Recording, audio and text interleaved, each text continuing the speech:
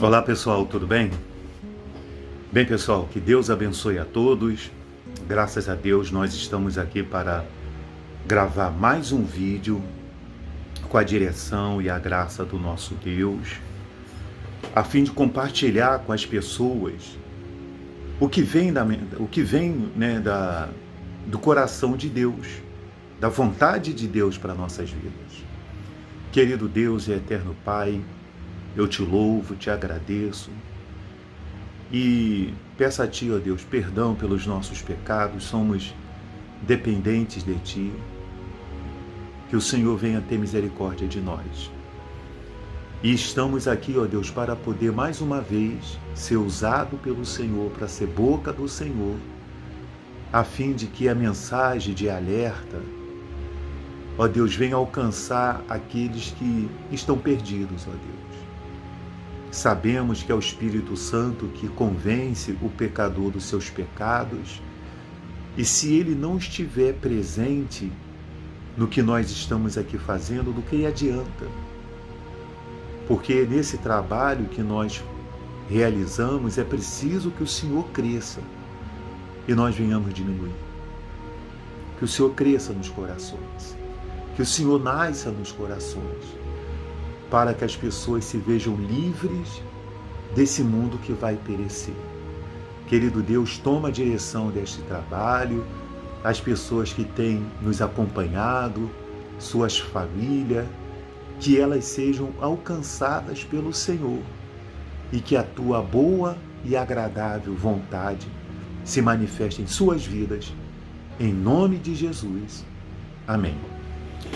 Muito bem, meus irmãos, nós agradecemos a Deus por nós vermos o resultado do nosso trabalho acontecendo. Nós tivemos um vídeo nosso aí que ele já está com mais de 450 visualizações. O nosso penúltimo vídeo já está com mais de 100 visualizações. E eu fico muito feliz. Eu quero ser aqui repetitivo do que eu falei no último vídeo. Eu fico muito feliz quando eu vejo visualizações, né? Eu não fico em cima aqui do canal pedindo dê like, se inscreva. Eu não faço isso. O que eu fico feliz quando eu vejo pessoas visualizando, ainda que elas não ouçam na integridade todo o tempo do nosso material, né? Eu sempre procuro trazer vídeos, ficar dentro do tempo, do time de 20 minutos, né? Para que não fique uma coisa muito maçante, para que seja uma mensagem bem rápida, né? Eficaz, mas seja uma mensagem que seja do Espírito Santo mesmo para alcançar os corações. Então eu fico feliz de ver aí as pessoas visualizando o nosso material, algumas delas comentando, e toda honra e glória ao Senhor Jesus. Bem, meus irmãos, nós iremos compartilhar com os irmãos hoje duas mensagens, né, que o apóstolo Paulo fala dos últimos dias.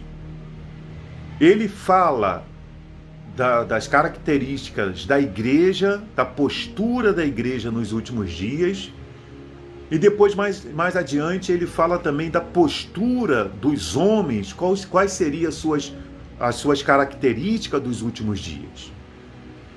E o nosso propósito é esse. O nosso propósito é realizar um trabalho aqui, aonde nós venhamos alertar as pessoas como atalaia, para que elas possam estar dentro do plano da salvação, né? Porque este mundo que nós vivemos vai perecer. Você sabia disso? Esse mundo que nós vivemos vai perecer. Você veja, eu sou aqui do Rio de Janeiro, de um município aqui do Rio de Janeiro, chamado Nova Iguaçu, e aqui, numa noite, caiu chuva torrenciais. Começou 8h30 da noite, assim, direto até 2 da manhã. até 2 da manhã. O nosso bairro, o nosso município foi castigado. Pessoas perderam tudo. Se você andar aqui pela rua em volta, você vai ver a rua cheia de móveis quebrados, colchões. Pessoas perderam tudo, perdeu a casa toda. Carros, o meu carro aqui deu meio carro, muitas pessoas deu água até o teto. E eu falava e conversava com a minha esposa. Tudo passa. Tudo nesta vida passa. Mas nós podemos resolver da nossa vida não passar. De ela permanecer guardada em Jesus para que nós venhamos viver a eternidade. Meu amigo, meu irmão, que é isso que você está falando? Isso é possível? Sim. Talvez você não seja um conhecedor da palavra de Deus, mas ele disse assim em João 3,16. Se você tem uma Bíblia, pega João 3,16. Se você não tem, compre uma e leia o que está escrito em João 3,16, onde diz que ele enviou o seu Filho Jesus. Não para que nós venhamos perecer junto com esse mundo, mas para que nós venhamos viver a vida eterna. Pessoal, viver a vida eterna não quer dizer que eu não vá morrer. Nós vamos morrer. Esse corpo aqui, ele tem data de validade. Uns vão mais cedo, outros vão mais tarde, mas nós vamos morrer. Mas existe uma alma em nós que Deus quer que ele venha continuar. Que um dia, aqueles que morreram vão ressuscitar, vão receber um novo corpo, os vivos vão receber um novo corpo e vão para junto de Jesus nos ares, o que se dá o nome de arrebatamento da igreja. E nós estaremos para sempre com ele. Então, existe esperança para quando eu entrego a minha vida para Jesus. Talvez eu não consiga falar tudo num vídeo só, talvez, né? Eu tenha que fazer esse vídeo em primeira parte e segunda parte. Mas no livro de 1 Timóteo, capítulo 4, diz assim: apostasia nos últimos dias. Ora, o Espírito afirma expressamente que nos últimos tempos alguns apostatarão da fé, últimos tempos, tá? Por obedecer a espíritos enganadores e a ensino de demônios, pela hipocrisia dos que falam mentira e que têm cauterizada a própria consciência. Então o apóstolo Paulo está profetizando e ele dizendo que nos últimos tempos, né, nós vivemos últimos tempos, últimos dias nesse mundo. Quando nós pegamos Lucas 21, você pode ler, né, o que está escrito em Lucas 21, quando Jesus ele falou para os seus discípulos os sinais que antecederiam, né, o fim do mundo. Você pega lá, né, e você leia. Leia o que está escrito em Lucas 21. Mas o apóstolo Paulo aqui, ele está falando sobre a igreja de Cristo, que nos últimos tempos, né, muitos apostatariam da fé, ou seja, afastariam da fé, não viveriam mais aquela fé, né, da igreja primitiva, a fé que leva a pessoa a ser de oração, a fé que leva a pessoa a se consagrar, a fé que leva a pessoa a negar a si mesmo em favor, né, de assumir Jesus, a fé que leva a pessoa a tomar a decisão de viver uma vida honesta, uma vida fiel, uma vida leal ao seu Deus, leal ao seu cônjuge, leal ao seu patrão. Muitos apostatariam da fé, quer dizer, abandonariam a sua fé. Porque o fato de eu frequentar uma igreja não quer dizer que eu esteja com a minha fé firmada em Jesus. Ao contrário, existem muitos que frequentam uma igreja, mas não tem comprometimento com Jesus. Não tem comprometimento nenhum. Pelo testemunho que eles dão, pessoal, nós percebemos isso, se percebe isso. Então, isso que nós vemos na Igreja de Cristo nos dias de hoje, os escândalos acontecendo, Entendeu? Irmãos envolvidos com bitcoins, com pirâmide, irmãos envolvidos com coisas desonestas. Vira e mexe tem um escândalo de pastor envolvido com coisas obscuras. Tudo isso está na Bíblia. Por isso que lá dentro do capítulo 4, o apóstolo Paulo diz: exortação à fidelidade e à diligência no ministério. Né? A fidelidade, a diligência no ministério. Aí ele diz aqui, ó: expondo estas coisas aos irmãos, serás bom ministro de Cristo Jesus, alimentando-se com as palavras da fé e da boa doutrina que está seguido, que tem seguido. Mas rejeita as fábulas profanas e de veras caducas, exista-te pessoalmente na piedade. Então, o ministério de Jesus é algo que tem que ser feito com fidelidade, com seriedade. E o que é que nós vemos, pessoas, nos dias de hoje nos ministérios? Pessoal, eu quero dizer para você o seguinte, que se fosse existir um Martim Lutero hoje em dia, entendeu? Nós íamos ter uma reforma protestante. Nós íamos ter uma reforma protestante. Porque o que nós vemos, o que muitas igrejas fazem por aí, com essas campanhas deles, que essas obrigações que eles impõem sobre as pessoas de ser dizimista, de ser ofertante, de participar de campanha, de dar tudo. Isso aí, se você for ler a história da reforma protestante, você vai ver que não tem muita diferença das indulgências que o Papa colocava em cima do povo, não. Você vai ver que não existe diferença. Parece que em muitas igrejas aí, muitos ministérios, entendeu? Estão impondo indulgência em cima das pessoas, para que as pessoas, para serem abençoadas, elas só serão abençoadas se elas dão alguma coisa. Uma barganha, uma troca. E a Bíblia diz em Hebreus 11 que aquele que se aproxima de Deus deve crer que ele torna-se galardoador dos que o buscam. A fé é a certeza de coisas que se esperam e a convicção de fatos do que se crê. Eu não preciso ver para crer. Quantos que foram até Jesus sem dar nada e alcançar a sua cura, alcançaram milagres? Quantos, pessoal? Quantos?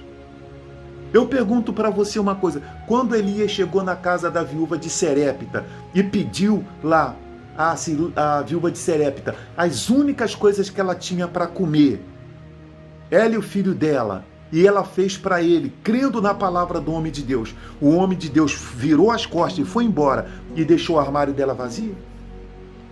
Deixou? E como que esses homens que ficam em cima desses púlpitos aí, obrigando as pessoas a dar, faz, têm deixado as pessoas?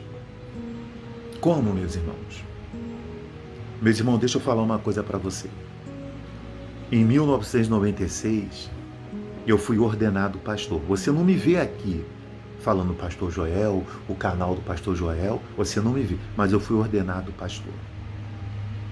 Direitinho, dentro dos protocolos ministerial direitinho, leal ao meu ministério, leal à minha esposa, a quem no ano eu tinha 6 anos de casado, né? Hoje eu estou caminhando nesse ano para 32 anos de casado com aquela mulher que eu fui ordenado pastor lá atrás, seguindo os protocolos tudinho certinho, né? Eu fui ordenado a pastor. E qual era o que eu trazia no meu coração? O que me motivou a querer inserir-me nessa vocação? Porque eu não queria. Eu queria ter meu trabalho fora, como hoje eu tenho, tá? Porque chegou um momento que eu me desliguei de ministério. Ninguém me chama para pregar nas igrejas deles. Ninguém me chama para pregar em igreja. Tem muitos amigos meus que têm igreja, eles não me chamam, porque eles sabem que a minha pregação está arriscado fazer eles passar vergonha atrás de mim. Não me chamam. Ninguém me chama. Aqui é o canal que nós usamos para ser nossa igreja. Então, o que eu trago no meu coração? Levar o evangelho da graça para que as pessoas sejam salvas. Eu desacredito de que Deus possa fazer maravilhas na vida da pessoa? Eu acredito, a Bíblia mostra isso. Eu acredito que Deus possa prosperar as pessoas? Eu acredito. Eu só não acredito dessa forma que fica uma porção de fariseus hipócritas, entendeu? Fazendo. Porque ele disse, lá em Mateus 6, para mim não andar ansioso, inquieto ou preocupado com coisa alguma. Busca o meu reino em primeiro lugar e a minha justiça, e as outras coisas vos serão acrescentadas. Eu experimento isso na minha vida, mês após mês, ano após mês. Eu busco Deus em primeiro lugar, e as outras coisas, meus irmãos, são acrescentadas em Cristo Jesus. Deus, Ele supre minhas necessidades. Será que Ele não é capaz de fazer isso com a casa dele?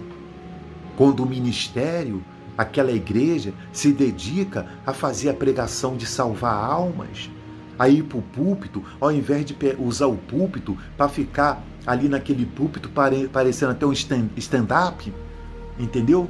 Parecendo até um stand-up, umas coisas que, pelo amor de Deus, que Deus tenha misericórdia. Será que Deus não pode fazer o que nós lemos no livro de Atos dos Apóstolos, quando iniciou a igreja, que diz lá como conviviam os convertidos? Eles vendiam seus bens e os valores correspondentes traziam e colocavam aos pés dos apóstolos. Será que Jesus não pode tocar no coração das pessoas para fazer isso? É preciso haver essa ganância e as almas se perdendo. E as pessoas indo para o inferno, o diabo matando todo dia pessoas.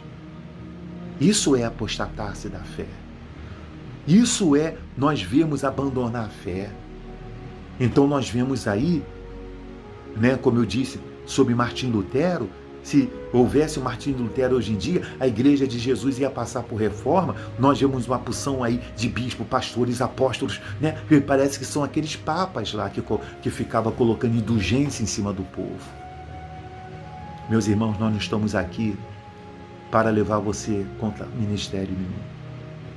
Apóstolo Paulo não estava colocando ninguém contra ministério. O que ele estava fazendo é uma exortação. Porque nós devemos vigiar e orar. Pedro, no livro de 2 Pedro, capítulo 2, também faz essa exortação sobre os falsos mestres. Jesus fez a exortação, foi o primeiro sinal que ele diz: acautelai-vos, cuidado com os enganadores que vêm no meu nome. Eu digo com isso que a igreja não precisa, meu irmão. Olha, não é barato manter uma igreja aberta. Não é barato, é caro. É imposto, é luz, é água. Se essa igreja tem um trabalho intensivo durante o dia, de abrir para poder, né, receber as pessoas, tendo 2, 3 cultos durante o dia, durante a semana, não é barato. Mas as pessoas não precisam fazer da forma que fazem. Porque a prioridade de uma igreja estar aberta é levar a mensagem da cruz. É levar para as pessoas o seguinte: olha, existe esperança. Jesus morreu para que você seja salvo. E quem vai dar o suprimento para aquela igreja pagar suas contas, pagar as suas despesas, vai ser Deus, como ele fazia com os apóstolos. Mas os apóstolos não tinham briga de placa de igreja. Pedro tinha uma placa de igreja, Lucas tinha uma placa de igreja, Marcos tinha... Não havia briga de placa de igreja como nós vemos aí. Parece briga do supermercado Guanabara contra o mercado Açaí, contra o outro mercado. Parece que é uma briga de empresários. Não havia isso. Era todos unidos no mesmo propósito. Meu irmão e minha irmã, nós vamos gravar outro vídeo na sequência desse, falando sobre o outro ponto de alerta do apóstolo Paulo. Eu digo para você uma coisa: o arrebatamento da igreja vai acontecer e este mundo vai ter um fim. Que Deus abençoe a todos e até o próximo vídeo. Fique conosco.